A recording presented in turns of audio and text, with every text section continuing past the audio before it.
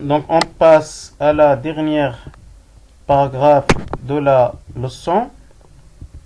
L'influence de la valeur de la résistance sur l'intensité de courant. Expérience. On réalise le montage ci-dessous avec R1 inférieur à R2.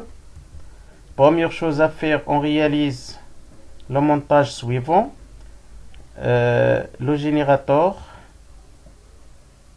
l'ampèremètre, la lampe.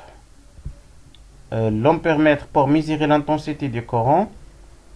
Donc, supposons que l'éclairage normal, c'est-à-dire le générateur et la lampe, sont adaptables. Alors, dans le deuxième montage, on ajoute un conducteur ohmique caractérisé par une résistance R1 en série avec la lampe. L'ampèremètre mesure 0,23 ampères, c'est-à-dire l'intensité du courant diminue lorsqu'on ajoute un conducteur ohmique en série dans le circuit.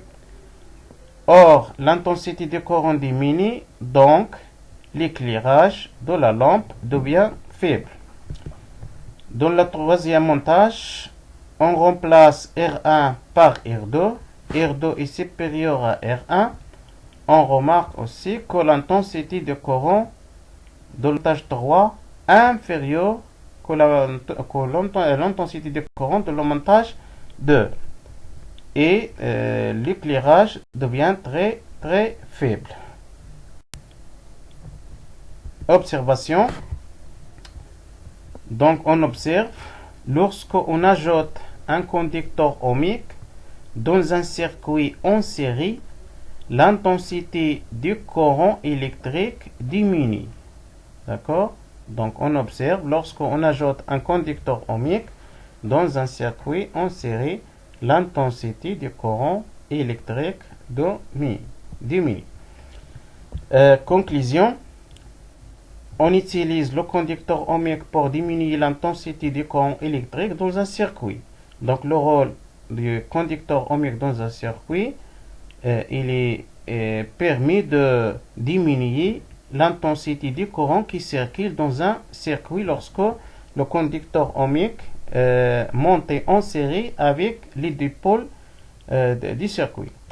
Deuxième conclusion, plus la résistance présente dans un circuit est élevée, plus l'intensité du courant électrique dans ce circuit est faible et vice versa. C'est-à-dire, lorsque la résistance électrique du circuit augmente, l'intensité du courant qui circule diminue et vice versa, c'est-à-dire lorsque la résistance électrique diminue, l'intensité du courant augmente. Remarque, la place d'une résistance n'est pas d'influence sur l'intensité du courant électrique, c'est-à-dire si on fait la permutation de la lampe avec le conducteur ohmique, aucune influence sur l'éclairage ou bien sur l'intensité du courant qui circule dans le circuit.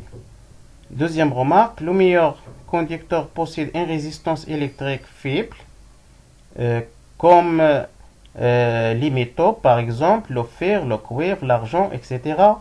Mais dans les isolants, la résistance très très grande, comme le bois, le plastique, etc. D'accord? Donc la fin de la leçon. Merci.